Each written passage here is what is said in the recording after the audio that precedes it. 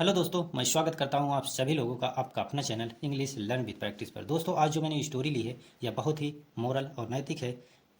इससे हम एक लाइफ लेसन सीखने वाले हैं, साथ ही साथ इंपॉर्टेंट वर्ड्स मीनिंग, स्ट्रक्चर और टेंसेस को भी सीखने वाले हैं।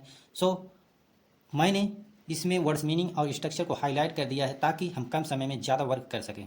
Let's start right now. The wolf and the horse. One day a wolf was prowling in search of food in the forest. Unlikely he could not get anything in the forest, so roaming about he reached the edge of the forest. There was a village at the edge of the forest. The field of the village almost touched the forest. अब हम words meaning देखते हैं। प्राउलिंग means भटकते रहना, forest means जंगल, unluckily means दुर्भाग्यवश, edge means किनारा, almost means पूरी तरह से। अब स्ट्रक्चर देखिए। One day a wolf was prowling, यहाँ पास्ट कंटिन्यूअस टेंस का यूज हुआ दोस्तों, क्योंकि वाज वर्ब के साथ जब मेन वर्ब के फर्स्ट फॉर्म के साथ आईएनजी आता है तो वहाँ पास्ट कंटिन्यूअस टेंस होता है। अब यहाँ देखिए कुड यूज हुआ है। कुड हम पास्ट की एबिलिटी दिखाने के लिए करते हैं। और यहाँ देखिए रीच्ड, रीच के सेकंड फॉर्म यूज किया है, ये पास्ट इंडिफिनिट टेंस में जाएगा।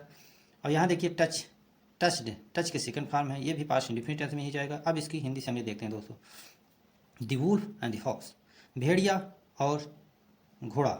One day a wolf was prowling, एक दिन एक भेड़िया, प्राउलिंग मीन्स भटक रहा था, इन सर्च ऑफ फूड, भोजन की खोज में, इन अ फॉरेस्ट, एक जंगल में।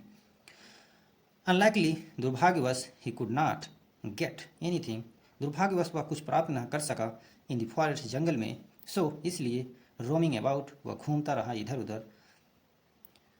ही reached the edge of the forest, वह पहुंच गया, एज मीन्स किनारे, जंगल के किनारे पहुंच गया घूमते हुए। देयर वॉज अ विलेज, वहाँ पर एक गांव था। एट द एज, किनारे पर, ऑफ द फॉरेस्ट, जंगल के। The field of the village, जो जंगल की ज़मीन थी, ऑलमोस्ट टच द फॉरेस्ट, वह पूरी तरीके से जंगल के ज़मीन को टच कर रही थी, मतलब जो गांव था वह जंगल से लगा हुआ था। इन आगे देखिए दोस्तों। In one of the field was standing a rich crop of oats, इन ज़मीनों पर वाज स्टैंडिंग, यहाँ देखिए दोस्तों, पहले हम इसको पढ़ लेते हैं। In one of the field was standing a rich crop of oats, as wolf do not eat oats, the wolf thought of moving away from there. Just then he saw a horse grazing in a nearby pasture. It was lame of one leg, and the wolf had noticed this fact. Hungry as the wolf was, he thought of biting off some flesh from the leg of the horse. For it he made a plan and went up to the horse. Getting near it he said, "Hello, how are you?" अब इसकी हम Hindi summary देखते हैं दोस्तों। Crop, crop means फसल होता है। Oats means जई होती है, जैसे गेहूं की तरह ही ये भी होती है जई, जो गेहूं की खेती में एकाक मतलब थोड़ा थोड़ा पौधा मिलता है, जो हम देखते हैं गेहूं के फसल में रहती है, लेकिन यहाँ जो फसल थी पूरी ओट्स की ही थी। वुल्फ्स मीन्स भेड़ियों, यहाँ वुल्फ मीन्स भेड़िया होता है, वुल्फ्स मीन्स भेड़ियों। इसके बाद देखिए ग्रेजिंग, चरना, पास्चू मीन्स चरागाह, लेम मीन्स लंगड़ा, बुल मीन्स भेड़िया होता है। इसके बाद नोटिस्ड मीन्स देखा। अब देखिए इसका structure. One of the field was standing, यहाँ पास्ट कंटिन्यूअस टेंस का यूज किया गया है, जैसे कि मैंने ऊपर बताया था, वाज वर्ब के साथ मेन वर्ब के फर्स्ट फॉर्म के साथ आईएनजी आता है तो वहाँ पास्ट कंटिन्यूअस टेंस होता है। अब यहाँ देखिए as wolf do not eat oats, यहाँ प्रेजेंट इंडिफिनिट टेंस का यूज किया गया। प्रेजेंट इंडिफिनिट टेंस की हेल्पिंग वर्ब होती है दोस्तों डू या डज, और हम प्लूरल के साथ डू लगाते हैं और सिंगुलर के साथ हम डज लगाते हैं। यहाँ देखिए थॉट, थिंक का सेकंड फॉर्म थॉट, ये भी पास्ट में ही मीनिंग निकालेगा। और ये देखिए सी का सेकंड फॉर्म सा यूज हुआ है, ये भी पास्ट इंडिफिनिट टेंस में ही मीनिंग देता है। उसके बाद देखिए ये देखिए इट वाज लेम, यहाँ सिंपल पास्ट टेंस का यूज हुआ है। इसके बाद देखिए the wolf had noticed this fact, यहाँ पास्ट परफेक्ट टेंस का यूज किया गया है, क्योंकि पास्ट परफेक्ट टेंस की हेल्पिंग वर्ब होती है हैड, हैड के साथ मेन वर्ब की थर्ड फॉर्म आती है, जो कि यहाँ यूज हुआ है, इसलिए पास्ट परफेक्ट टेंस में जाएगा। उसके बाद यहाँ देखिए सिंपल पास्ट टेंस का यूज किया गया, सिंपल पास्ट टेंस की हेल्पिंग वर्ब होती है वाज वर्ब। और यहाँ देखिए थिंक का सेकंड फॉर्म थर्ड यूज हुआ है। और फिर यहाँ देखिए मेक का सेकंड फॉर्म मेड है, गो का सेकंड फॉर्म वेंट लगा हुआ है, इसलिए पास्ट इंडिफिनिट टेंस में इसकी मीनिंग जाएगी। उसके बाद से का सेड है, ये पास्ट में चली जाएगी मीनिंग। अब देखिए हाउ मीन्स कैसे होता है, अब इसकी हिंदी समरी देखिए दोस्तों। In one of the field was standing, इन ऊपर दिया है और वन यहाँ है। In one of the field was standing a rich crop of words, इन फील्डों, इन मैदानों पर खड़ी हुई थी फसल, बहुत अच्छी फसल, रिच क्रॉप मतलब बहुत अच्छी फसल जो जय की थी। As wolf do not eat oats, जैसे कि वुल्फ जो भेड़िया हैं वो ओट्स को खाते नहीं। The wolf thought of moving, wolf सोचा घूमने को, अवे फ्रॉम देयर, आगे, मतलब वुल्फ भेड़िया सोचता है कि चलो आगे घूमते हैं थोड़ा। जस्ट देन, तुरंत तभी, ही सा अ हॉर्स, ये वह एक घोड़ा देखा।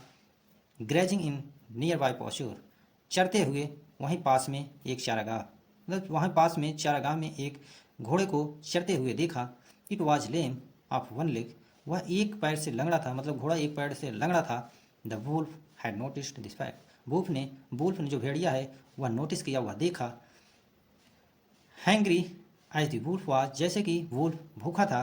ही थॉट, उसने सोचा, of biting of some flesh, वह कुछ मांस काटने को सोचा। From the leg of horse, घोड़े के पैर से।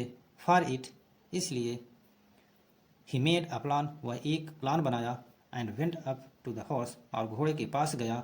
गेटिंग नियर इट, पास जाकर, ही सेड, वह बोला, हेलो हाउ आर यू। दोस्तों चलो आगे देखते हैं। Fine how do you do, reply the horse. What is the trouble with your leg, asked the wolf cunningly. Once a nail ran into my foot and caused a wound. The wound has healed up, but I cannot walk with this limb, and sometimes even a severe pain is also there, replied the horse. May I see whether the wound has completely healed up or not? Asked the wolf. The horse thought what was in the wolf's mind, but he decided to teach him a lesson, so it allowed the wolf to examine its foot. The wolf stood behind the horse. Behind stood behind the horse. He got ready to bite a flesh from its leg. As soon as he lifted its leg, but the horse was much too alert. He gave him such a severe kick that the wolf got flung away. His jaw began to bleed and two of his teeth came out. So he took to his heels. अब इसकी हम words meaning देखते हैं। Trouble means मुसीबत, asked means पूछा, cunningly means चालाकी पूर्वक या धूर्तपूर्वक, नेल मीन्स सीप, फूड मीन्स पैर। इसके बाद देखिए वाउंड मीन्स घाव, हील अप मीन्स घाव भरना, लिम मीन्स अंग होता है, समटाइम्स मीन्स कभी कभी, सेवियर मीन्स बहुत, पेन मीन्स दर्द। उसके बाद देखिए टीच मीन्स सिखाना, बिहाइंड मीन्स पीछे। अब इसकी बिहाइंड मीन्स पीछे, फ्लैश मीन्स मांस, सेवियर मीन्स तगड़ा जोरदार, फ्लंग मीन्स उड़ जाना या दूर गिरना, ब्लीड मीन्स खून निकलना, टुक मीन्स होता है मिल जाना, हील्स मीन्स घाव या चोट।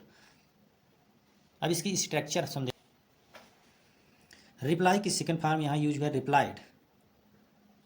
आस्क की सेकंड फॉर्म आस्क्ड, इसलिए रिप्लाई मीन्स उत्तर दिया, आस्क्ड मीन्स पूछा।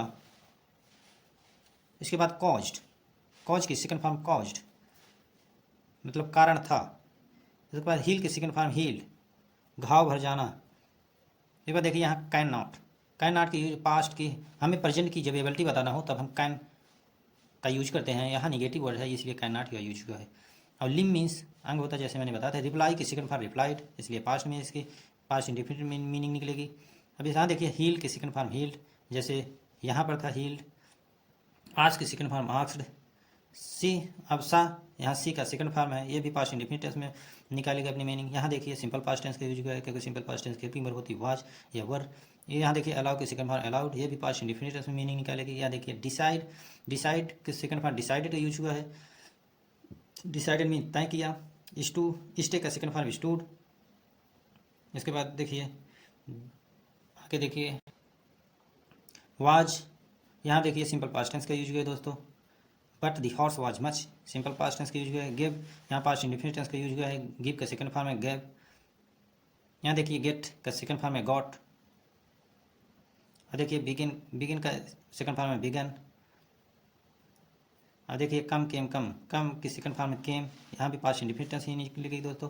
अब देखिए इसकी Hindi Simri. Fine how do you do, तुम कैसे हो। वह कहता है, घोड़ा कहता है, अच्छा हूँ, हाउ डू यू डू, तुम कैसे हो, रिप्लाई द हॉर्स, हॉर्स ने कहा। What is the trouble with your leg, तुम्हारे पैर में क्या मुसीबत है, क्या प्रॉब्लम है, आस्क्ड द वुल्फ, वुल्फ ने पूछा। कनिंगली, धूर्ततापूर्वक वुल्फ ने पूछा, तुम्हारे पैर में क्या प्रॉब्लम है। Once a nail ran into my foot, एक जो सीप है, घोंघा था, सीप जिसे सीप बोलते हैं, जो चपटी सी होती है, सीप, ये मतलब एक बार सीप जो थी मेरे पैर में धंस गई, एंड काउ, जिसके कारण वाउंड, मैं घायल, मतलब मुझे घाव हो गया, the wound has healed up, जो घाव है वो पूज चुका है, भर चुका है, बट लेकिन I can not walk with sling, लेकिन मैं इस अंग से अभी भी चल नहीं सकता या चल नहीं सकता, एंड समटाइम्स, और कभी कभी, इवन अ सेवियर पेन, कभी कभी ये बहुत दर्द करता है, इट आल्सो देयर, वहाँ पर जहाँ पर ये घाव हुआ है। रिप्लाई द हॉर्स, हॉर्स ने उत्तर दिया ऐसा। May I see whether the wound of the wound has completely healed up or not, क्या मैं देख सकता हूँ तुम्हारा जो घाव है पूरी तरीके से ठीक हुआ या नहीं, क्या मतलब वो आस्क्ड द वुल्फ, वुल्फ ने पूछा, वुल्फ पूछा, क्या मैं देख सकता हूँ तुम्हारे घाव को जो पूरी तरीके से ठीक हुआ है या नहीं, या क्या पूरी तरीके से या ठीक हुआ है या नहीं, आप ऐसे भी कह सकते हैं। द हॉर्स सा, जो घोड़ा है वह देखा, thought of the throw what was in the wolf mind, घोड़ा देखा कि यह उसके भेड़िए के माइंड में क्या था, बट ही डिसाइडेड, लेकिन वह डिसाइड किया, to teach him a lesson, वह डिसाइड किया कि हम इसे एक लेसन सिखाएं। सो इसलिए इट अलाउड, उसने आज्ञा दिया, उसने कहा, दी वुल्फ टू एग्जाइन, वुल्फ से कहा, एग्जाइन इट्स फूड, तुम पैर को चेक कर सकते हो, मतलब घोड़ा ने कहा तुम मेरे पैर को चेक कर सकते हो। दी वुल्फ स्टूड बिहाइंड, जो भेड़िया था वह पीछे खड़ा हो गया।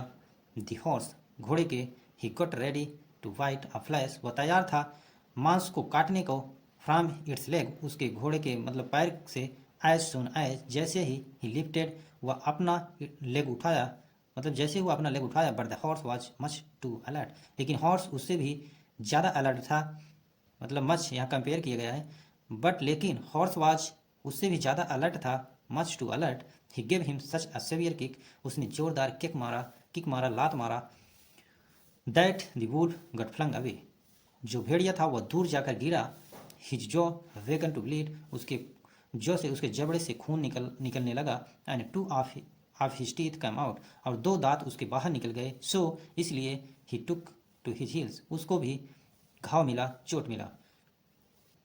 अब दोस्तों यहाँ देखिए इस लेसन से हमें क्या सीखने को मिला, यही लास्ट में बताया गया है। मोरल मीन्स नैतिक, never try to be over smart, over clever या over smart, never try to be over clever, कभी भी हमें ज़्यादा चालाक नहीं बनना चाहिए, ओवर स्मार्ट नहीं बनना चाहिए, क्योंकि कभी कभी ओवर स्मार्टनेस हमारे ऊपर ही भारी पड़ जाती है। जैसे लोमड़ी यहाँ बहुत चालाकी कर रही थी कि सोची उसके घाव को, घोड़े के घाव को देखी और सोची कि मैं इसका बेनिफिट उठा के इसके पैर से कुछ मांस, कुछ फ्लैश काट लूँगी, और घोड़ा उससे भी चालाक निकला और उसको एक लात मारी, और लात मारने के साथ साथ उसके दांत बाहर निकल गए और उसको अपने किए पे पछतावा हुआ। सो दोस्तों, हमें ओवर स्मार्ट नहीं बनना चाहिए, इस लेसन से हम आज यही सीखे हैं।